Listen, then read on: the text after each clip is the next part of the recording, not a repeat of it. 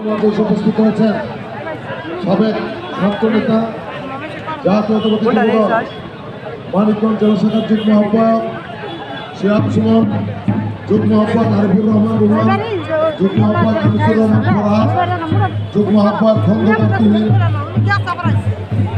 যুগ্ম আহ্বায়ক আসিফ ইকবাল রনি, যুগ্ম আহ্বায়ক ডন মাসুদ রানা সহ জাতীয়তাবাদী যুব দলের সর্বস্তরের নেতৃবৃন্দ মঞ্চের ওপরে যারা নির্দিষ্ট করা আছে, আপনারা দয়া করে আপনাদের নিজ নিজ নির্দিষ্ট জায়গায় আসন গ্রহণ করুন। আপনাদেরকে বিনীত অনুরোধ করছি। মানিকগঞ্জ জেলা ছাত্র দল এবং আওতাধীন সকল ইউনিটের নেতৃবৃন্দ, আপনারা যেভাবে সুশৃঙ্খলভাবে ভোটাঢ্য র্যালি শেষ করে এখানে এসে উপস্থিত হয়েছেন, এখন সুশৃঙ্খলভাবে আপনারা চেয়ারগুলোতে বসে যান।